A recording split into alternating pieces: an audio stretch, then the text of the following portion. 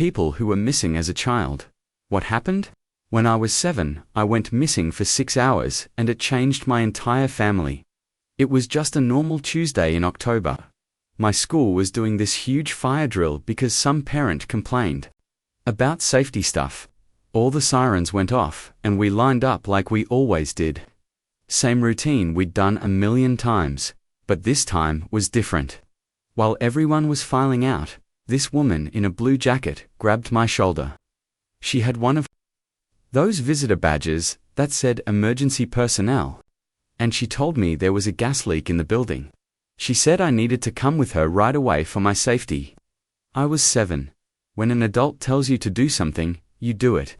She walked me past the playground, through the side gate where parents usually picked us up, and straight to this old white van parked on the street. That's when I knew something was wrong. But by then, we were already at the van and this guy was opening the door. The woman pushed me inside and climbed in after me. The man started driving immediately.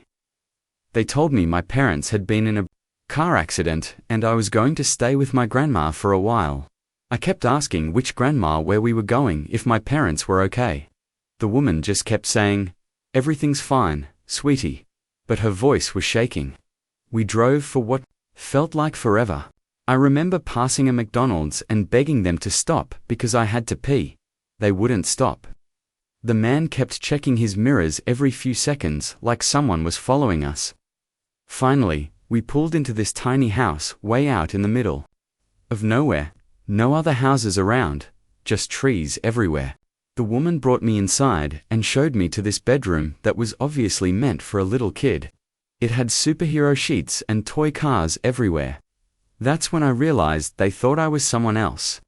The woman kept calling me Danny even. Though I told her my name was Kevin, she would cry sometimes and hug me too tight, saying stuff like, "I missed you so much, and Mummy's never letting you go again." The man was weird too. He would stare at me during dinner and ask me if I remembered things that never happened. Like if I remembered our trip to the zoo or learning to ride my bike in their driveway. When I said no, he'd get this angry look and leave the room. I figured out pretty quick that they had lost a kid named Danny who looked like me. There were pictures of him all over the house. Same blonde hair, same age, even wore glasses like mine. But Danny was their son who had died in some kind of accident. The woman homeschooled me, but she was terrible at it. She'd start teaching me math, and then just start crying. The man worked during the day, so it was just me and her most of the time. She never let me go outside except at night, in the backyard, and only if I promised not to make noise. I tried running away twice. First time I made it maybe half a mile before the man caught me and dragged me back. Second time, I hid in their basement until they found me. After that, they put locks on all the doors that I couldn't reach. The break came when their dog got out one night. The woman was chasing it around the yard in her pajamas, crying and calling its name. She forgot to lock the back door. I slipped out and ran into the woods. I had no idea where I was going, but I knew I had to get away. I ran until my legs gave out, then walked until I saw lights. It was this farm about 2 miles away. The farmer's wife answered the door at like midnight and saw this 7-year-old kid covered in dirt and crying. She brought me inside, gave me hot chocolate, and called the police. The next few hours were chaos. Police cars, ambulances, my parents crying and hugging me. Turns out, they'd been searching for 6 hours. The school thought I'd gone home with my mum. My mum thought I was still at school. By the time they figured out I was actually missing, these people had a huge head start. The couple didn't even try to run when the police showed up at their house. The woman was sitting on the porch holding Danny's picture, just waiting. She kept saying, "I just wanted my baby back." Over and over. My parents moved us to a different town after that. New school, new house, new everything. They got me therapy. But honestly, talking about it just made it worse. When I was 7, I went missing for 6 hours, and it changed my entire family forever. It started like any normal Tuesday in October. My school was running a big fire drill. The kind we'd done 100 times before. All the sirens blared, the alarms echoed through the halls, and we lined up outside, just like we were taught. The routine was so familiar that no one thought twice about it. But that day, something was different.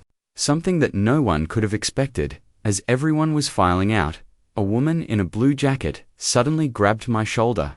She had a visitor badge pinned to her chest. It said, "Emergency Personnel." Her voice was calm but urgent as she told me there was a gas leak in the building and that I needed to come with her right away for my safety. I was 7. When an adult tells you to do something, you go. Without a second thought, I followed her. She led me past the playground, through the side gate where parents usually picked kids up, and straight to an old white van parked across the street. My small heart started pounding, a pit growing in my stomach. Something was wrong, but by that point, I was already at the van, and a man was opening the door. The woman pushed me inside, climbed in after me, and the man started driving instantly. They told me my parents had been in a car accident, and that I was going to stay with my grandma for a while. I kept asking, which grandma, where were we going, and if my parents were okay. The woman's voice always repeated one phrase, "Everything's fine, sweetie." But I could hear her trembling. The van rattled on for what felt like forever. I remember pleading for them to stop when I had to pee badly. They refused. The man kept glancing nervously in the mirrors, like someone was following us, or we were being watched. Eventually, we pulled up to a tiny house deep in the middle of nowhere. It was surrounded by thick trees, no neighbors in sight.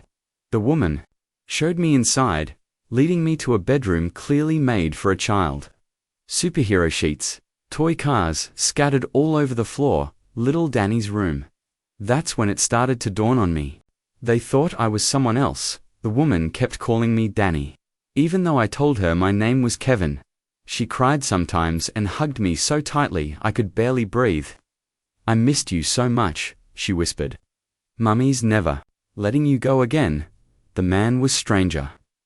During dinner, his eyes would bore into me as he asked about memories that weren't mine. Like visits to the zoo or learning to ride a bike in his driveway. I said I didn't remember, and his face would harden. He'd storm out, slamming doors behind him.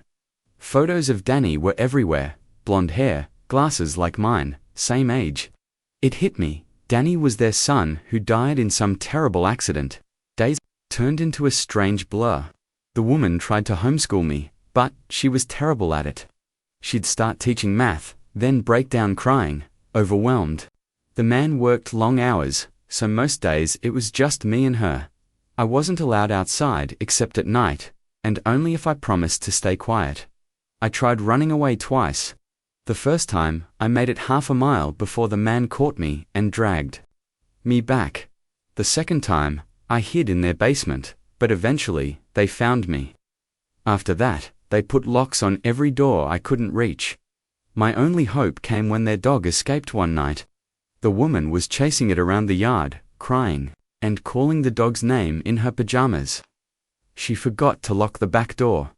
I slipped out and dashed into the dark woods. I had no clue where I was going, but I knew I had to get as far away as possible. I ran until my legs gave out, then stumbled toward distant lights. About 2 miles away, I found a farm.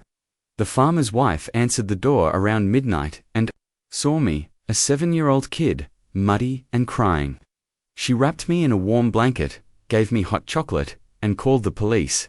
What followed was chaos. Police, ambulances, my parents crying, desperate hugs.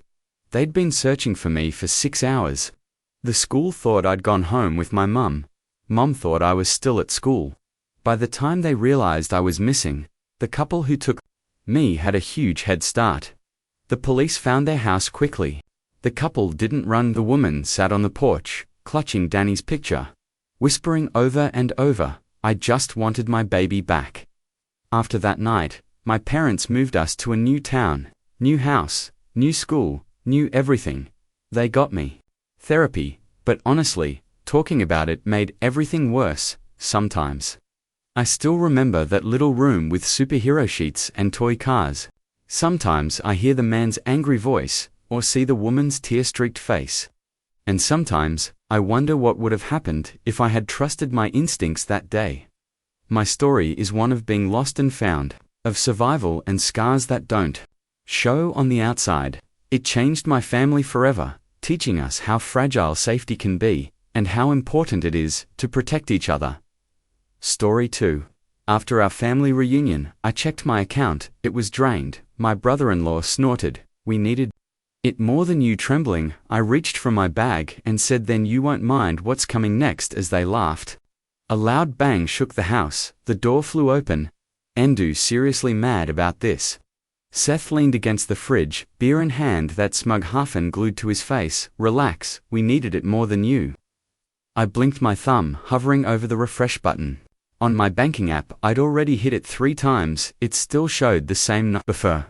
87. That couldn't be right. Yesterday, I had over $1,400,014,000. You what? My voice cracked a little. Sarah, my sister, let out a laugh from the couch. She looked completely unbothered, legs curled under her, sipping wine, like this was just another episode of Family Game Night. "Oh, don't be so dramatic," she said. "It's not like we stole it. We're family. You drained my account. It's not draining if we're going to pay it back," Seth added with a shrug. Eventually my mouth opened, but no sound came out. I looked at Mum sitting across the room with her knitting. She didn't even glance up. "Mum," I said louder, "did you know about this?" She sighed, like I just accused her of ruining dinner. "Sweetheart, you're always so sensitive. You have a good job, no mortgage, no kids, you live alone, you're fine, so that justifies stealing from me." Language. Mayon, Dad muttered without looking up from his phone. I turned to Sarah. "How did you even get access?" "You left your info on the family computer," she said, unapologetic. "Maybe next time don't log in and walk away. Honestly, it's your own fault." My only stopped myself, my fingers curled into fists, my breathing had gone shallow. "You're making this a bigger deal than it needs to be," Seth said. "It's not like we wasted it on nonsense. We paid rent, bought groceries, survived. You didn't ask." "We didn't think we had to," Sarah snapped. "You've been paying for stuff for years. What's the difference if it comes through you or from you?" I picked up my bag slowly. No one moved, no one apologized, no one even looked surprised. "You're leaving already?" Mum asked. "Yep," I said, zipping my coat. "But don't worry. I'll be in touch. Don't be like that." Sarah rolled her eyes. "We needed it more than you. That's just facts." I reached for the doorknob, paused. "Then you won't mind what coming next?" They laughed. But outside, something had already started. "You always helped. That's what you're for, right? Hey, you okay?" It was my cousin Jen catching up to me outside. As I marched to my car, fist clenched and jaw locked. "No," I muttered, yanking opened the door. "I heard what Sarah said," she added carefully. "That wasn't right." I didn't answer because if I spoke, I'd scream. The thing is, this wasn't the first time for years. I've been the responsible one, the one with the stable job, the one who didn't need help, so somehow that may be the family wallet. It started small. Sarah forgot to pay her phone bill once. I covered it then. Seth lost his job and asked to borrow a little something to get through the month. Then there was a birthday gift for their daughter I offered to pay for, except I didn't. They just assumed I would, and every time they made it sound like I owed it to them. "You're lucky, Mason," Mum would say, her voice sweet but sharp underneath. "You don't have the struggles Sister does. God gave you ease so you could share it. Family means supporting each other." Dad chimed in more than once. "You wouldn't be here if it weren't for us." Translation.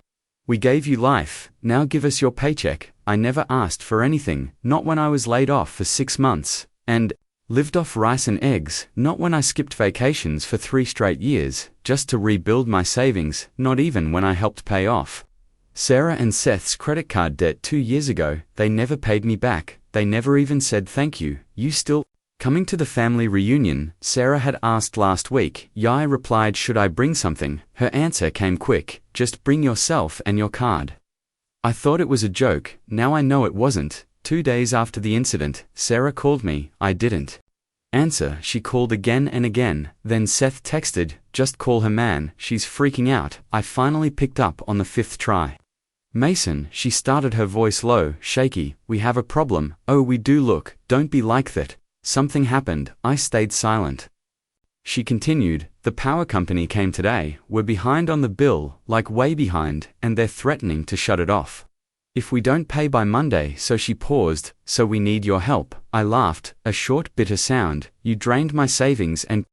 Now, you're asking for more. It wasn't just for us, she snapped. We used some of it to help Mum and Dad. Dad's car broke down last month, remember? I wasn't told, because you always say no when it's not an emergency, Sarah, I said flatly. This isn't just messed up, it's criminal. You're being dramatic. It's family, you didn't ask me, we didn't think you'd mind, you've always helped, that's what you're for, right? There it was, that's what you're for. That night, I couldn't sleep, I lay awake going over every moment from the past 5 years, the favors, the small transfers. The way Mum always said, you're the strong one, the way... Sarah rolled her eyes. If I hesitated for even a second, they never saw me as a brother, a son, a person, just a resource. 3 days later, Mum called. We need to talk. She didn't ask how I was, she didn't ask about my job. She didn't even ask about the missing money. We're planning a family dinner, just us, come over tonight. My stomach dropped. What's this really about, Mason? She said. Her voice low. You've caused a lot of tension. I caused tension still. I went. Part of me wanted answers that the other part wanted to see. If they'd even bother pretending to be sorry, they didn't. When I walked in, Sarah was already there, arms crossed. Seth sat beside her looking bored. Mum was in the kitchen, Dad flipping through the mail like nothing had happened. So Sarah started as I sat down. Are we going to act like adults or what? Depends, I said. You ready to confess to felony theft? She scoffed. God, you're so extra. It wasn't theft, it was family money. You always help, we needed it. Seth nodded. You can spare it, so why the drama? I didn't give permission. You didn't say no either, because I didn't know details, Sarah muttered. I turned to Mum.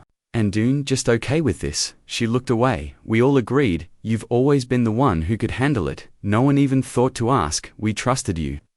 Dad chimed in. Trusted you to do what's right. I stood up. And what's right? Letting you steal from me. While smiling to my face. Stop saying steal, Sarah shouted. It was for the family. Then you won't mind when the family deals with the consequences. What does that mean? Seth narrowed his eyes. I didn't answer. Not yet. You don't get to cry now. When I stepped inside the house, everyone was already there. Their mum was setting the table, clinking plates louder than necessary. Dad sat on the couch flipping channels. Like this was a normal Thursday night. Sarah stood by the window, with her arms folded, jaw tight. Seth lounged at the end of the table, like he was about to watch a game, not face the consequence of draining someone's life savings. Well, look who showed up. Sarah said, dry eye, dropped my bag near the door, without a word. Letton, just get this over with, I muttered. Good. Seth grinned. Maybe we can finally stop pretending you were robbed. I was robbed. I sat down. That was the cue. Mum cleared her throat. Mason, we know you're upset, but you have to understand, we were struggling, we didn't have any other options. Sarah and Sethi were drowning, and you, Dad added. You've always been the stable one. We knew we could count on you. You didn't ask.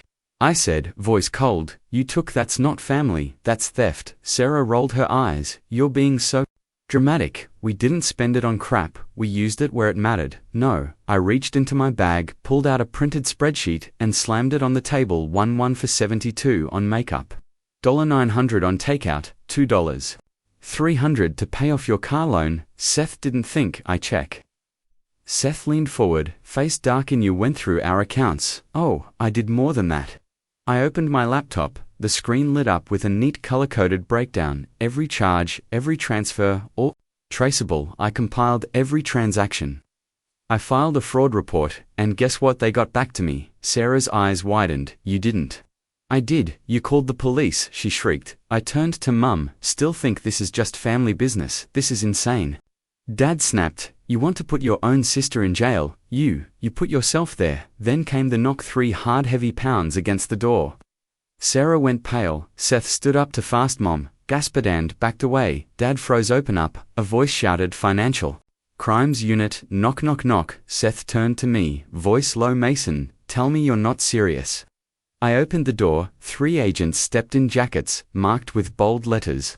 One carried a clipboard, the second a tablet, the third surveyed the room. You Mason Carver, yes, thank you for your cooperation, we'll take it from here. Mum covered her mouth, Sarah dropped into a chair, like her legs gave out. Seth stood there, dumbstruck. One of the agents turned toward them. You're listed as parties of interest in an open case of financial fraud and identity theft. Identity theft, Mom cried. Heck, our son, the agent didn't blink. Family ties don't make illegal activity legal, ma'am. We didn't steal anything, Sarah cried. We had a right. He always helped us. He always. Thinking you're entitled to someone's money doesn't make it yours, another agent said calmly. Remain seated, please. I just stood back and watched for the first time in my life. They didn't talk over me, didn't mock me, didn't laugh. Mum turned to me, voice shaking, eyes already filling with tears. Mason, please, we didn't mean to hurt you. We were just desperate. You've always been the strong one. You're the only one we could count on. I looked her dead in the eyes. You don't get to cry now. She covered her mouth and sobbed. Sarah tried to say something, but no words came. Seth looked ready to bolt, but sat down under the agent's stare. You want to talk about what family is, I said, stepping forward. It's trust, it's respect, it's asking, not assuming, not stealing, not laughing while you bleed me dry. They said nothing. He grabbed my bag from the floor and turned to the lead agent. I'll be outside, and this time they didn't stop me. You're free now, Mason. Don't go back. I left the house in silence.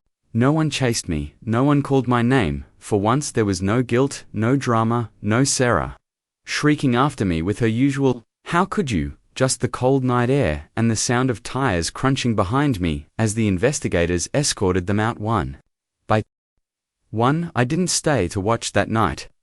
I drove without a destination past closed coffee shops and glowing gas stations, my phone buzzing non-stop in the passenger seat. I didn't answer a single call. I didn't want to hear apologies shaped like excuses. By midnight, I ended up parked outside the only place that had ever felt like a safe harbor, my grandmother's old house she'd passed a few years ago, but I still had the key. She used to say, if they ever turn on you, Mason, you come here, the door will always open for you. And that night it did. I slept for 11 hours straight, no texts, no guilt, no tension pressing down on my chest like it always did when I stayed near my family. When I woke up, I made coffee in a chipped mug and stood at the window, watching the sun crawl over the fence she used to garden behind. For the first time in years, I felt like I could breathe, but the silence didn't last. The first email came that afternoon from Dad. This has gone too far. You've humiliated the entire family. What happened to loyalty? I didn't reply. Then Sarah texted, I hope you're happy. They're freezing my accounts. Seth's being investigated at work. You ruined our lives over a couple of payments. A couple try tens, after thousands of dollars, try 5 years of silent sacrifice. Then came Mum, a voicemail, her voice soft cracking. You didn't have to do it this way. We could have handled it like a family. Mason, sweetheart, please. They threatening charges. They said we might lose the house. I replayed that line in my head, they might lose the house, and suddenly, I wasn't angry, I wasn't vindictive. I just didn't care, because I had already lost a home years ago when they decided I was worth more as a bank account than a son. 2 days passed then. A message popped up from someone I didn't expect. Said, brother, we weren't close, maybe said 5 words to each other at birthdays, but his text was simple. Just so you know, Sarah's trying to shift blame on you, says you knew and approved the money transfers. There's a lawyer involved, watch your back. I almost laughed. Even now, even with everything crumbling, she was still trying to spin it. That night I called my lawyer, send everything I said we, not just pressing charges, I want a restraining order. too, but not every message was hostile. A week later, I got a short email from Kelly, Seth's sister. I know we haven't spoken in years, but I just wanted to say, you were right about all of it. About how they treat you, about how toxic it's gotten. I used to think you were just cold. Now, I think you were brave. I stared at her message for a long time. Brave. No one in my family had ever used that word on me. One morning, my phone rang again. Unknown number. I almost declined it, but something told me to pick up. Mason. The voice was small, hoarse. It's Sarah. I didn't say anything. She kept talking. Look, I know I messed up, RK. I went too far. I didn't think it would go like this. Set's been suspended, Mum won't stop crying, Dad won't even speak to me, and you," she hesitated, "you always had the power to ruin everything, and you finally did." I didn't speak for a moment, then I said flatly, "I didn't ruin anything, I just stopped letting you walk over me." Silence. "Then can you just stop it now? Drop the charges. Please, I'll do anything, just make it stop." I almost felt something, but then I remembered what she'd said the night of the reunion. "Needed it more than you." I smiled bitterly. "No," I said, "you made this mess, you live in it," and I hung up that night. I cooked myself dinner in peace, played my favorite album from college, sat on the porch with a mug of coffee, and watched the world go by.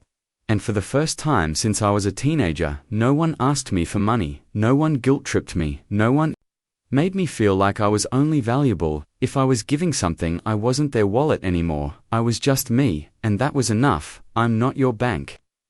I'm not your backup plan. I'm done. It's strange how quiet peace is. No one tells you that. You imagine it'll feel like fireworks or loud music or some grand celebration, but for me, pay sounded like no one asking me for money, no one calling me selfish, no one sending long texts with, "Since you're the only one doing well," just silence, glorious, uninterrupted silence. 3 months have passed since the night I blew everything up, 3 months since the investigation started, since my family stared at me in shock as agents walked through their front door, and reality finally punctured through years of delusion. They say you can't choose your family. Maybe that's true, but you can choose how much of yourself you're willing to lose trying to keep them happy, and I was done losing. The fallout came fast. Sarah and Seth Preed, damage control. First, a lawyer emailed my attorney offering to privately resolve the situation. No apology, no ownership, just damage control. I told my lawyer, let it burn. A week later, Mum sent a letter.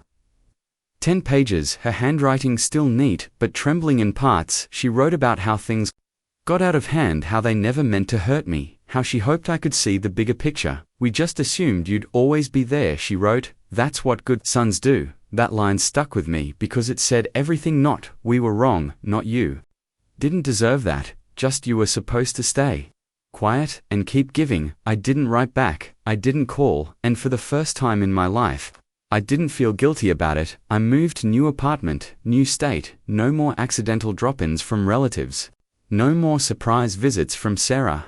I even changed my number. Me boss, noticing how focused I'd become, offered me a promotion. I took it. It's funny how much better you perform at work when you're not secretly juggling your sister's car payments and your mum's overdue utility bills behind the scenes. I sleep better now, I eat better, I breathe better, because I'm no longer carrying 4 people on my back who refuse to say thank you. Then one morning, a letter showed up, no return address inside.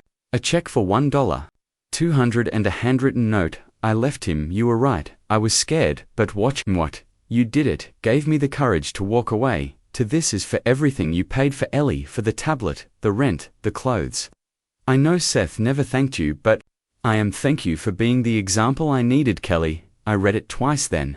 I cried, not out of sadness, not out of pain, but because for the first time someone in that family saw me not as a wallet, not as a scapegoat, but as a person. People ask me sometimes, "Do you regret it?" And the answer is simple, no. I regret waiting so long. I regret every sleep night, every cancelled vacation, every tight budget I lived under while they dined out. Ads apparently blaming outside influence for tearing the family apart. They still don't get it. I didn't tear anything apart, I just stopped pretending. The pieces were still whole. Sometimes I get flashbacks that night. The table. Sarah laughing as I checked my account. Seth grinning like it was a joke. Mum brushing it off. "You don't need that money," she said. And now they know the truth. That money wasn't just money, it was my life, my time, my health, my boundaries, and they crossed them for years like it meant nothing. Now they pay the price. I don't celebrate their downfall, but I celebrate myself for surviving it, for walking away, for not back even when the silence felt lonely, even when the guilt whispered in my ear like it used to, because that silence, it's freedom. So if you're reading this and you've been the strong one, the responsible one, the good son or good daughter who's expected to pay and never say a word, let me tell you what I wish someone told me. You don't have to set yourself on fire to keep others warm. You're allowed to stop, you're allowed to walk away, and when you do, you don't lose a family, you find yourself